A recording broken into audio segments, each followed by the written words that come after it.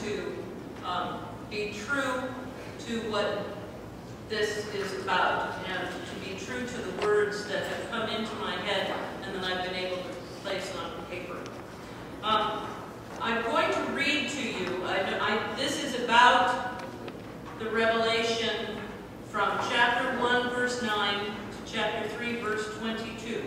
I'm not going to read all of that to you. I will read to you chapter 1, verse 9 through 20, and then I will talk to you about chapters 2 through 3, which are the letters that were written to the 7 churches. Clear? We clear? I, John, your brother, who share with you in Jesus the persecution and the kingdom and the patient endurance, was on the island called Patmos because of the word of God and the testimony of Jesus. I was in the Spirit on the Lord's day, and I heard behind me a loud voice, like a trumpet, saying, "Write in a book what you see, and send it to the 7 churches, to Ephesus, to Smyrna, to Pergamum, to Thyatira, to Sardis, to Philadelphia, and to Laodicea." Then I turned to see whose voice it was that spoke to me. And on turning, I saw 7 golden lampstands, and in the midst of the lampstands I saw one like the Son of Man, clothed with a long robe, and with a golden sash across his chest. His head and his hair were white as white wool, white as snow. His eyes were like a flame of fire. His feet were like burnished bronze, refined as in a furnace, and his voice was like the sound of many waters. In his right hand he held 7 stars, and from his mouth came a sharp 2-edged sword, and his face was like the sun shining with full force. When I saw him, I fell at his feet as though dead. But he placed his right hand on me, saying, "Do not be afraid. I am the first and the last, and the living one. I was dead, and see, I am alive forever and ever, and I have the keys to death and Hades. Now write what you have seen, what is and what is to take place after this.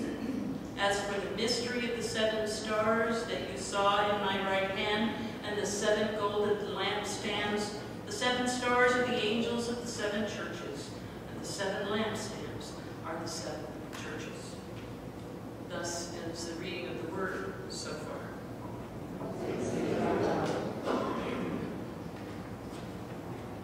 So here he is talking about worshiping God on the first day of the week, on the Lord's day. Understood, since the resurrection of Jesus Christ, the Lord's day is the first day of the week, that Sunday, that morning worship. When I read those letters to you last week, if you remember, those who were being examined before Pliny said that what they would do is on the morning of the first day of the week, they would get up and they would pray together, and they would have time together, and they would have worship.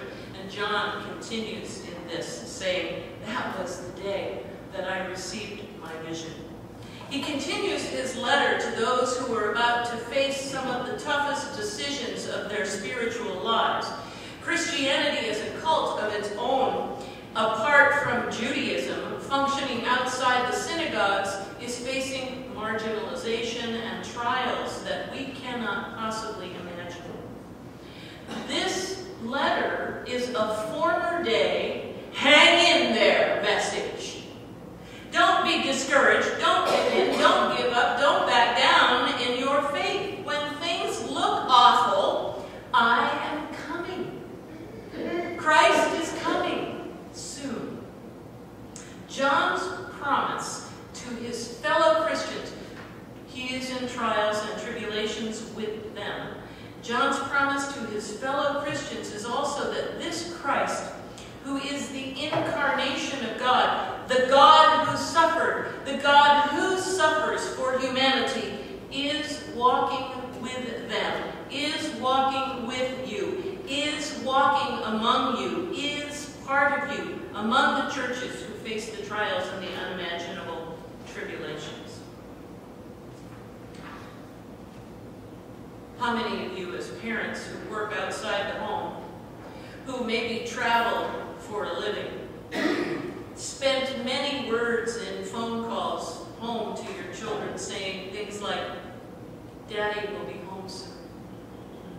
Mommy will be home soon. Mommy and Daddy will be home soon. Sleep tight. You'll see Mommy and Daddy in the morning.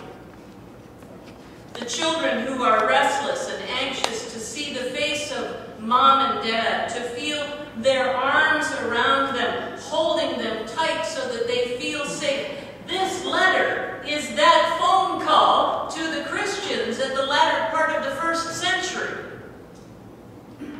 I reiterate, this letter was not written for you or for me directly. If it had been written for you and for me, I think that it would have been put in some kind of time capsule for us to open in 2010. The other afternoon, I had a few hours before my evangelism class at Claremont, and I began reading the book assigned for this week. It's called Unbinding the Gospel, and we're going to be doing a study on it. There is a quote on page 15 that blew my socks off. When I read it, I slapped my own head a la the Jethro slap on NCIS. You will recognize one of the images that Annie Dillard uses in this quote. I used it in the prayer, the congregational prayer for this morning. Annie Dillard writes, "Does anyone have the foggiest idea of what sort of power we so blithely invoke? Or I suspect does no one believe a word of it? The churches are children playing on the floor with their chemistry sets, mixing up a batch of TNT to kill a Sunday morning. It is madness to wear lady straw hats and velvet hats to church. We should all be wearing crash helmets. Ushers should issue life preservers and signal flares, and they should lash us to the pews." I sat there and I went, oh my goodness, power, power, power that we don't even know is for us, with us, all the time.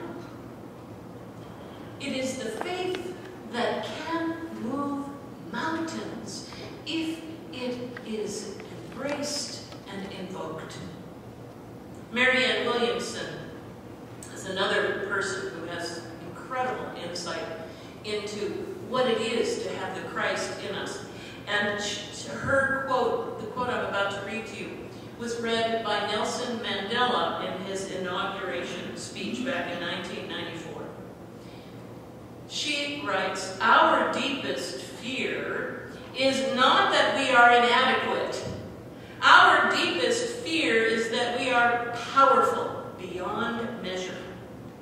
It is our light, not our darkness, that frightens us most. We ask ourselves, who am I to be brilliant, gorgeous, talented, and famous? Actually, who are you not to be? You are a child of God. Your playing small in this world does not serve the world. There is nothing enlightened about shrinking so that people won't feel insecure around you. We were born to make manifest the glory of God that is within us. It's not just in some of us, it's in all of us.